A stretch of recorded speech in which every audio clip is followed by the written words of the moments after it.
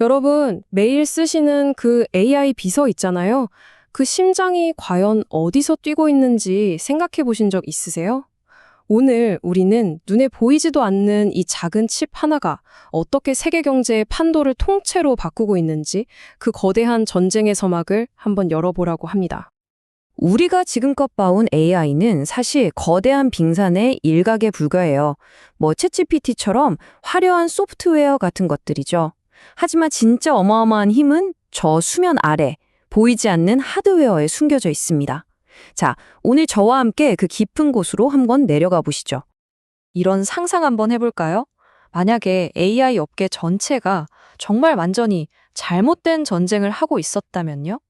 진짜 승부처가 더 똑똑한 챗봇을 만드는 게 아니라 그 챗봇들의 심장, 그러니까 반도체 칩을 만드는 바로 그곳이었다면 말이죠. 네, 첫 번째 장입니다. 바로 칩 전쟁의 서막. 이 보이지 않는 전쟁이 도대체 어떻게 시작됐고 또 주인공은 누구인지 지금부터 제대로 한번 살펴보겠습니다. 현재 AI 칩 시장의 절대 강자는 뭐니 해도 엔비디아의 GPU입니다. 모든 걸 집어삼킬 듯한 거인, 골리앗이라고 할 수 있죠. 그런데 모두가 이건 뭐 싸움도 안 된다, 불가능하다고 생각했던 그 싸움에 구글이 TPU라는 작은 돌멩이를 손에 쥔 다윗처럼 도전장을 내민 겁니다. TPU, 이게 대체 뭘까요? 쉽게 비유를 들어볼게요. GPU가 모든 요리를 다 할 수 있는 만능 주방칼이라면 TPU는 오직 생선회만 뜰기 위해 특수 제작된 아주 날카롭고 정밀한 회칼 같은 거예요.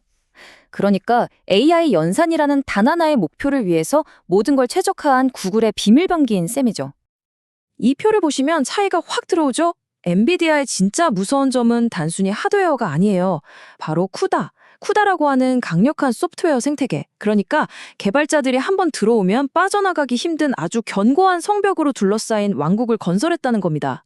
반면에 구글 TPU는요, 압도적인 전력과 비용 효율성, 이걸 무기로 한 게릴라죠. 근데 여기서 진짜 중요한 게 뭐냐면 지금까지는 성 안에서만 쓰이던 이 강력한 무기가 이제 세상 밖으로 풀리기 시작했다는 겁니다. 바로 이게 전쟁의 시작을 알리는 신호탄인 거죠. 30배. 이 숫자 꼭 기억해 두세요. 이게 단순히 30배 더 빠르다는 뜻이 아닙니다. 같은 일을 할 때 전기요금이 30분의 1로 줄어든다는 얘기예요. 수십만 개의 칩을 24시간 내내 돌리는 거대 데이터 센터 입장에서 이건 생존이 걸린 문제거든요. 바로 이 숫자가 AI 시장의 판도를 뒤흔들 핵폭탄급 잠재력인 겁니다. 하드웨어에서 시작된 이 작은 파문은요, 순식간에 거대한 파도가 돼서 소프트웨어 업계를 덮칩니다.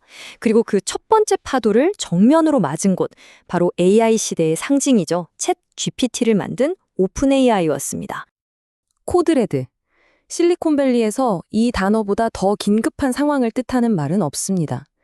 이건 오픈 AI가 구글의 TPU와 제미나이의 등장을 그냥 뭐 좀 위협적인 경쟁자 수준이 아니라 회사의 존립 자체를 위협하는 심각한 위기로 받아들였다는 아주 명백한 증거입니다. 오픈 AI는 곧바로 반격에 나섭니다. 기존 챗 GPT 성능을 막 끌어올리고 기업 고객들을 묶어둘 수 있는 기능을 강화하고요. 심지어 차세대 모델인 GPT-5와 개발 일정까지 앞당기는 등 말 그대로 모든 전선에서 총력전을 펼치기 시작한 거죠. 하드웨어 전쟁이 소프트웨어 전쟁으로 번지는 바로 그 순간입니다. 자, 이제 시야를 좀 더 넓혀보죠. 이 싸움은 단순히 기업들 간의 경쟁을 넘어서 이제는 국가 대항전으로 번지고 있습니다. AI G3, 이 용어 좀 생소하죠? 예전에 경제력을 기준으로 G7 같은 걸 나눴다면 이제는 AI 개발 능력을 기준으로 새로운 강대국 그룹이 만들어지고 있다는 신호입니다. 더 이상 AI를 그냥 사다 쓰는 소비국이 아니라 AI를 직접 설계하고 만드는 생산국이 되기 위한 국가들의 총성 없는 전쟁이 시작된 겁니다. 5천억. 이 어마어마한 숫자가 뭘 의미할까요? 바로 우리나라의 SK텔레콤이 개발하고 있는 AI 모델의 파라미터 수입니다. 파라미터라는 게 뭐냐면 AI의 복잡성과 학습 능력을 나타내는 척도인데 쉽게 말해 인간의 뇌세포 수 같은 거라고 보시면 돼요.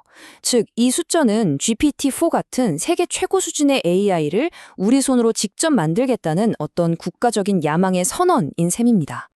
그리고 이런 노력들이 그냥 말로만 끝나는 게 아니라 구체적인 성과로 나타나고 있습니다. 최근 한국이 인재, 인프라, 연구 같은 걸 종합적으로 평가하는 글로벌 AI 인덱스에서 미국, 중국, 영국에 이어서 4위권으로 도약하면서 톱5에 진입했어요. 막강한 다본의 미국, 국가가 주도하는 중국, 그리고 깊은 연구 역사를 가진 영국 사이에서 이뤄낸 성과라서 이제 더 의미가 깊습니다. 바로 이겁니다. AI 소비국에서 생산국으로의 전환.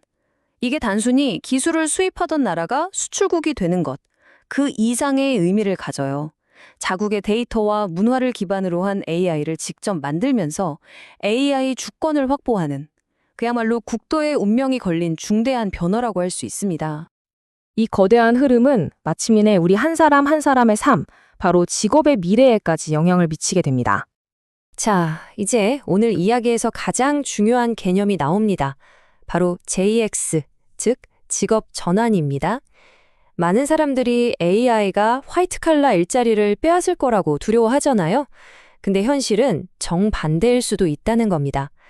AI는 기존에 없었던 디지털 기술과 현장 기술이 결합된 완전히 새로운 하이브리드 직업들을 폭발적으로 만들어내고 있습니다. 이거 정말 아이러니하지 않나요?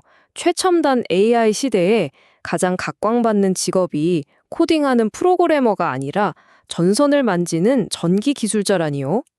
왜냐하면 AI라는 이 거대한 두뇌를 움직이려면 그 두뇌에 피를 공급할 혈관, 즉 데이터 센터와 스마트 팩토리 같은 물리적인 인프라가 반드시 필요하거든요. 그리고 이 인프라를 만들고 유지 보수할 사람이 턱없이 부족해지면서 그들의 몸값이 상상을 초월할 정도로 치솟고 있는 겁니다. 이제 우리의 커리어는 두 갈래 길 앞에 놓였습니다. 한쪽은 AI 때문에 반복적인 업무가 점점 자동화되는 길이고요. 다른 한쪽은 AI 덕분에 오히려 사람이 더 필요해지는 JX의 길입니다. 가상의 세계를 다루는 AI가 발전하면 할수록 역설적으로 그 기반이 되는 현실의 물리적인 세계가 더욱 중요해지고 있는 거죠. 그렇다면 미래의 JX 인재는 어떤 사람일까요? 바로 이런 사람입니다. 노트북으로는 파이썬 코드를 짜다가도 현장에 가서는 능숙하게 전기 회로도를 읽는 사람, 챗봇한테 문제 해결 아이디어를 얻고 직접 공구를 들어서 로봇을 수리하는 사람, 머리와 손을 함께 쓰는 바로 이런 양손잡이 인재가 미래의 주인공이 될 겁니다. 자, 그럼 이 모든 거대한 변화의 흐름 속에서 우리가 꼭 기억해야 할 핵심은 과연 무엇일까요? 이 타임라인이 오늘 이야기의 모든 것을 요약해서 보여줍니다. 현재 벌어지고 있는 칩 전쟁이 다음 단계인 모델 전쟁을 촉발시키고 이게 결국 미래의 직업 전쟁으로 이어지는 거대한 연쇄 반응인 거죠. 이 세 단계가 각각 따로 노는 게 아니라 하나의 거대한 도미노처럼 연결되어 있다는 사실을 꼭 기억하셔야 합니다. 오늘 분석에서 이것만은 꼭 기억해 주세요. 첫째, 진짜 힘은 이제 하드웨어에서 나온다는 것. 둘째, AI는 이제 기업 간의 경쟁이 아니라 국가 대항전의 영역이라는 것. 그리고 마지막으로 어쩌면 우리의 미래 경쟁력은 손과 머리를 함께 쓰는 능력에 있을 수 있다는 것입니다. AI 혁명이라는 거대한 파도가 이미 우리 발밑까지 밀려왔습니다. 자, 질문은 이겁니다. 당신은 이 파도에 휩쓸려 자동화될 것인가? 아니면 이 파도를 타고 넘어 대체 불가능한 존재가 될 것인가? 그 선택은 바로 여러분의 몫입니다.